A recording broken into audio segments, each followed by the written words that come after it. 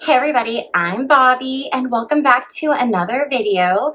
Today we're going to talk about manifestation and the law of attraction again. One of the things that I am very proud to brag about is that I am able to manifest really difficult things, right? Things that most people would think, okay, that's a really hard thing to manifest. One of the things I like to say is that I can manifest completely unrealistic goals. I can take something completely unrealistic and then I can bring it into my life. And I've shared this with you in regards to winning a car, and I shared this with you when I talked about getting a job this last year and what that looked like. Today's manifestation story is a really, really cool one. So I am totally a dog person. I love dogs. Throughout my life, I've always had dogs as pets, and I've had some really cool dogs. I've had some really beautiful pit bulls and a beautiful black lab and a min pin who was my absolute baby. I've had pugs and chihuahuas. At the end of February this last year, I lost my min pin, and my min pin, his name was Sugar Pie, and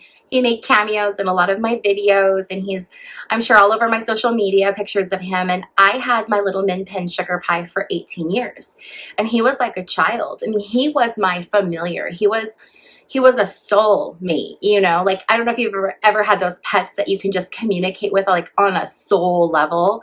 That was how my Sugar Pie was. And so when he passed away, my little Chihuahua, Lily, she became a solo dog. She no longer had a pack. It was just her. And we noticed some changes in her behavior. She wasn't as peppy as she usually was. She wasn't as excited. She didn't have the energy that she had prior to Sugar Pie passing away. So we knew that we were going to have to get another dog in the home because dogs are pack animals and she needed a companion. But I also knew that whatever dog I brought into the home, it had to be a very special dog because Sugar Pie, you know, obviously is, I mean, any pet is irreplaceable, but he was incredibly irreplaceable to me. He was, like I said, like he was my baby. I mean, he was just, we had such a bond. Like he wasn't like any other dog I've ever had. Before Sugar Pie had passed away a year ago, okay, so Sugar Pie was still, you know, he was old, but he was still doing good. I saw this video about this type of dog that I had never really seen before. And the type of dog that it was is called a Sholo eats quaintly. And it's also known as the Sholo or the Mexican hairless. And this video that I saw it on Facebook, and it just started talking about these very, very unique dogs. And you might be familiar with the Sholo or Sholo Eats Quaintly. It's the dog from the movie Coco. I think his name's Dante, the dog that kind of looks crazy and doesn't have hair. I think he has hair sticking up on top of his head, and then his tongue's hanging out the side of his mouth. That's a Sholo. Sholos are an ancient dog breed, and I've seen two different statistics. The one that I see the most consistently, so that's the one I'm going to go with, is that this dog breed is an ancient dog breed that has remained genetically unchanged for at least the last 3,500 years. Other things that I found in my research actually says 7,000 years, but that isn't as consistently cited as the 3,500 years. So we're going to stick with the 3,500 years because that seems to be the number that you see more, but they could be as old as 7,000 years of genetically unchanged animal. But this dog was a dog that was native to the mountains of Mexico. And these were dogs that were highly revered by the Mayan and the Aztec tribes. And they were actually named after Xolotl, who was the Mayan god of death. And it was the shape of a dog. And it was the god who would take people, escort people from this life, this world, to the underworld. And that's why there was one of these dogs prominently featured in the movie Coco. It makes sense. So these dogs, these Sholo Eats Quaintlies, you'll hear Sholo, you'll hear Mexican hairless, but these dogs are genetically the same as they have always been. So they haven't been they've been domesticated, but they haven't been interbred with different types of dogs to create, you know, like with pugs, right? Or with a lot of dogs, they've taken other dogs and they've bred them down to where they're these like domesticated, really bred down dogs. Sholos are not like that. Sholos remain genetically the same, untouched, ever since they were first, discovered. You will often find Sholos buried in the tombs down in Mexico alongside their owners. Very often, Sholos were sacrificed and buried with their owners at the time of death so that they could have their faithful companion escort them and be with them as they go from this life to death and then to their next life. Sholos also bear a striking resemblance to Anubis. Anubis is the Egyptian god, again, of death, or the Egyptian kind of god of the underworld, very similar to Xolotl. And you'll find Anubis' story very closely tied to the story of Isis. If you are not familiar with Greek or Egyptian mythology, there was Osiris and Isis. They were brother and sister, but they were also in love with each other, and they were together, the Greeks and the Egyptians. They had some interesting family trees, but anyway, so the way that the story goes, or the legend goes, is that Seth, who was also a brother of Osiris, ripped Osiris or divided Osiris into 14 different parts and then spread him all over the world. And Isis, who loved Osiris, she spent her life going around the world and collecting all of the pieces of Osiris to put him back together and then to resurrect him and bring him back to life. And that's when Osiris became the god of the underworld. And in mythology, you will always see Isis with her faithful companion, who was Anubis. And Anubis is very, very similar iconography to the Sholo or Xolotl. Recently, in the past few years, there was a tomb that was discovered called the Saqqara tomb, and there is a really cool documentary on Netflix about the Saqqara tomb.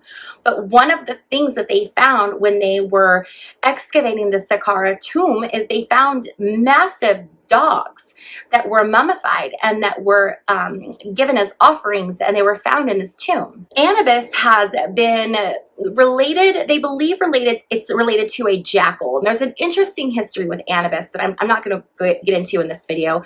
I'll probably touch on in some other video because it's very, very interesting in its history. So of course we're going to talk about it. But the last research that I found, they have not done, or I have not found where there has been any DNA comparative testing done between the dogs found at Saqqara and Sholo Eats Queenlies. But I'm very, very curious to know if they're going to do that testing and if they're going to find any connections, relations, because I find it so interesting that Saqqara tomb in Egypt has very similar dogs in tombs as the Mayans did in Mexico, in very similar tombs and very similar pyramids. Okay, so why am I telling you all this about the Sholo dog and the history and all of that stuff? Well, besides the fact that it's a really cool story and a really cool history, I discovered this dog and learned all about it and thought, you know what? I want one of those dogs. I really, really want one of those dogs. They're really cool. So I posted the video on Facebook. I reposted it and I said a year ago, I'm going to get one of these dogs. I knew, this is my next dog. This is what I'm going to get. So for the last year, I had been researching them. What are their needs? How do you care for them? How do you find them? I called every single rescue and shelter in the US that I could possibly find. I called rescues. I looked high and low for a Sholo that comes from a rescue and not a breeder. Unfortunately, because these animals are so rare, you're not going to find them in a rescue. They're not there. So I came up against this kind of moral dilemma, right? Because I am not someone who buys a dog from a breeder. I am always a rescuer. We always just rescue our pets. I have no reason to ever go to a breeder because there's plenty of dogs in shelters that need homes. So it just doesn't, I never really thought about going to a breeder. So when looking for a Sholo, and after looking at all of the rescues and all of the shelters, I realized there's no way I'm going to find one of these dogs. And in looking for this dog and not being able to find it, I did more research and I realized there are only 30,000 Sholo Eats Queenly dogs worldwide. That's it. 30,000. They are an incredibly rare and almost extinct dog breed. So there are breeders who are ethically and responsibly breeding Sholos to preserve the integrity of the breed. So unfortunately right now, the only place that you can really find a Sholo is through a breeder at this point. I was really happy though, because the breeders that I met and that I came in contact with, they were really amazing. If you take one of their dogs, you have to sign a contract that you will have the dog spayed or neutered, that you will not breed these dogs yourself. And if you do want to breed these dogs yourself, there is a high fee that you have to typically pay a breeder, and you have to be pre-qualified before someone will even allow you to have one of these dogs for breeding purposes. So with that being said, I decided that I was open to getting a Sholo from a breeder. So for the last year, I was looking at different breeders and different dogs, and they're very hard to find, very hard to find.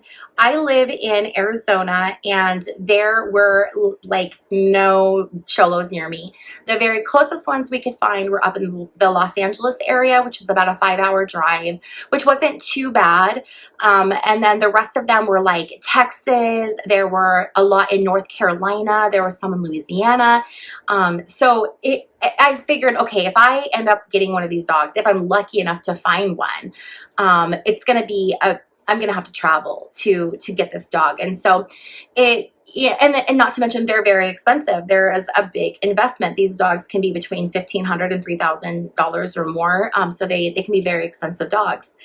And so during this journey, I'm falling in love with these dogs. I'm trying to find them, and they're not anywhere, and they're really expensive. And but I know that I have the power of manifestation on my side and the law of attraction. And so I put it out to the universe that I'm going to have a Sholo. I'm going to have this kind of a dog. And I knew that when I was ready that the universe would provide the dog to me. So I just didn't really like push it or work really hard to try to find it. I just put the energy out there, and then when I would feel called to look in the app to see if there were, you know, any puppies available, I would look. Typically there weren't, or if there were, they were really expensive, they were really far away. So I just kind of let it go. And then back in February, we lost Sugar Pie, so obviously we were not in any spot right then to get a new dog, because we needed time to deal with our grief over Sugar Pie. And so we were kind of just going through, you know, things, going through life. And then everything in our life had kind of like, you know, mellowed out. It was the end of the summer. It was, well, actually it was fall, and we were, you know, we were done traveling, and I was kind of in a place financially where I was ready to make the investment. And during this whole time though, my youngest son, Bryant, my 11-year-old, he was there with me, and he's my animal lover. I mean, he's my sensitive kid. And so he was right there with me manifesting the dog, and he couldn't wait. And I would tell him, you know, I really want to get a girl dog because, you know, Sugar Pie was a boy, and I just felt like I wanted something different, you know, so that, because Sugar Pie is just going to be irreplaceable, right? So I kind of wanted like the opposite of him. So I wanted a female, and then obviously I wanted hairless, because that's the whole point of these dogs, is that they're a hairless dog.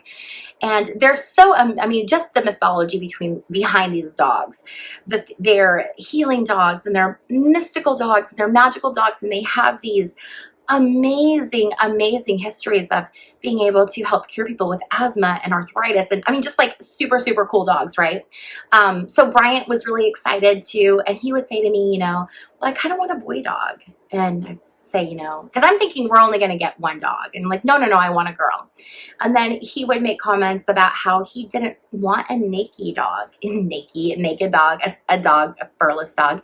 He wanted a fluffy Sholo. He wanted a dog with fur, so that he could pet it and he could love it. And I just kept kind of telling him, like, no, that's not what I'm looking for. But he also understands manifestation and the law of attraction. And so he also, meanwhile, was doing his own manifestation during this time. And so one night, everything was just kind of lined up. I had the money to invest in a pet. I was emotionally ready. We were done traveling. And so I thought, you know, I'm just going to like peek through the app and see what's there. And I opened the app, and the very first thing I saw was a black female hairless Sholo Eats Queenly female that was available for adoption. And she just happened to be in Arizona. She was only about 2.5 hours from where I live. She was in Phoenix.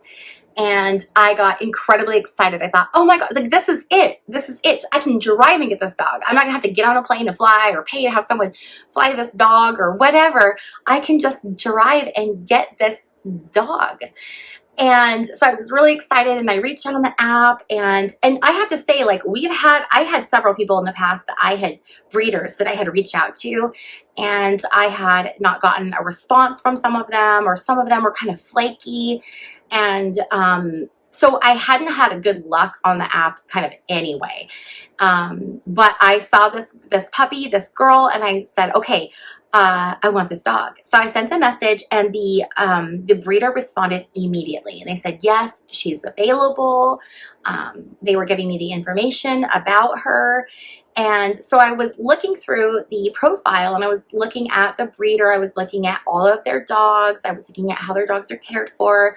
I was looking at their other puppies that they had that had been adopted, and kind of looking through other people's experiences. And as I was going through this, I looked through the litter of puppies, and I saw that this particular litter had 3 puppies. There was 1 female and 2 males.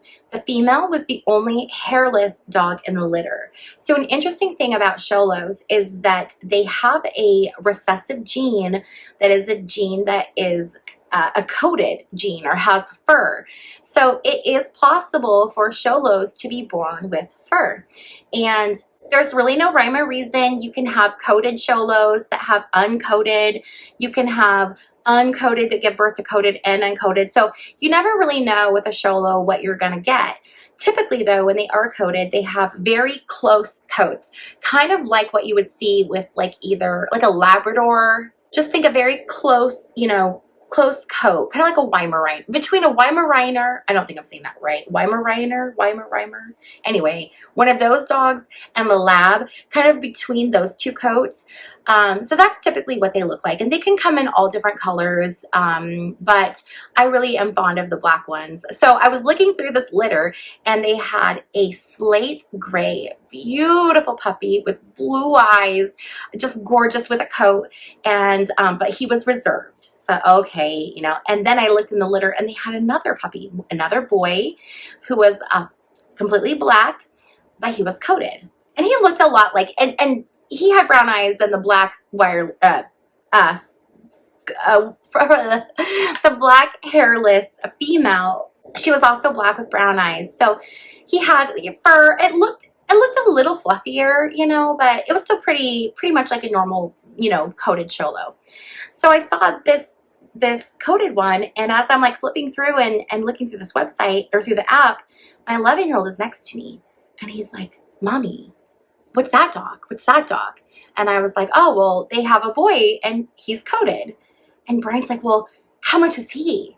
And I started looking at this coated dog, and I'm thinking to myself, oh my gosh, the price of this dog, I think because he was coated, was substantially less than the female.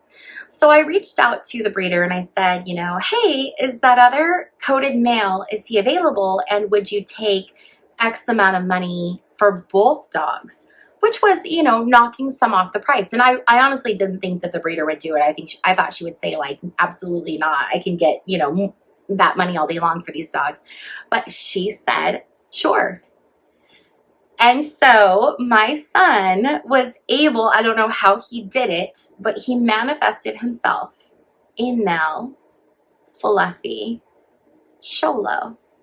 So I want to introduce you guys to our new puppies, because we are so excited to have them in our family. And this is such an amazing example of the law of attraction in action and manifestation, and how it is possible to manifest one of the world's rarest dogs. And not only to manifest one of the world's rarest dogs that there are only 30,000 of on the entire planet.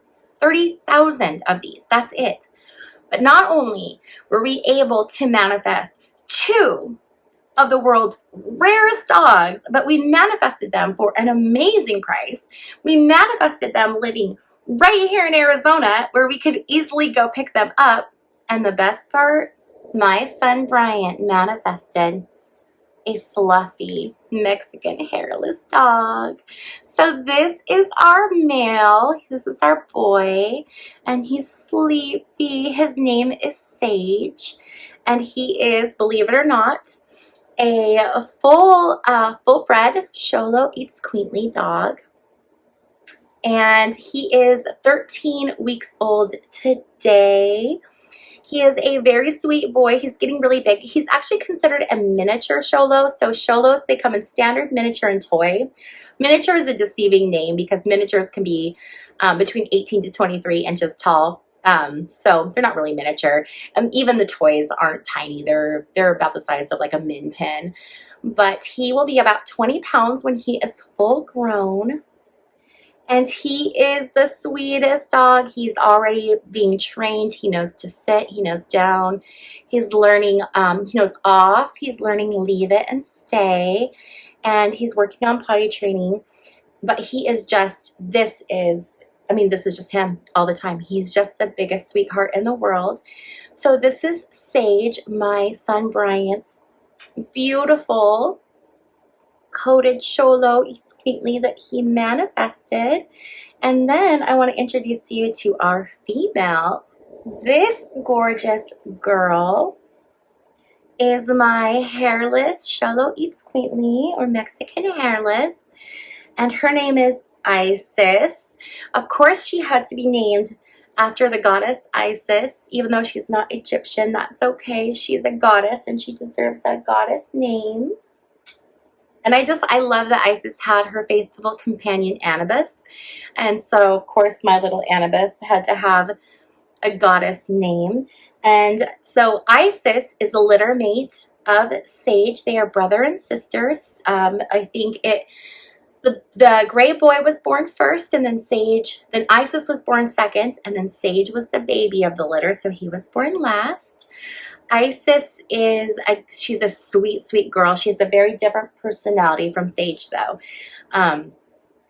Sage is silly and floppy and funny, whereas Isis is very, like, serious, and she's just more, she's different, different energy, but she's such a good girl. Again, she's very smart. She's trained as well. She can sit. She struggles with down. She knows wait. She knows off. She does not bark. Sage, he can bark a little bit here and there, but Isis she does not a barker. She is just a very good girl. She's very, very quiet and very beautiful and very sweet. And again, she's 13 weeks old as well. So the point of this video is to let you know that you can manifest anything you want. And that means that if you desire a dog, that only 30,000 in the world exist, you can manifest that, because I now have 2. You can manifest absolutely anything. And if you don't want a dog, but you want to manifest something else, well, guess what? You can manifest that too. You can have anything that you want. So I hope this video was insightful and inspiring. I want to inspire you all that, never sell yourself short. Never, cheat yourself out of your manifestations. Never think that some dream is too big, because no dream is ever too big. And you can have anything that you desire. Anything at all. It's available to you, I promise. I promise. So I want to thank you so much for hanging out with me and Isis and Sage in today's video. And I will see you guys in my next video. Bye. Aww, 2 sweet little babies. Ah.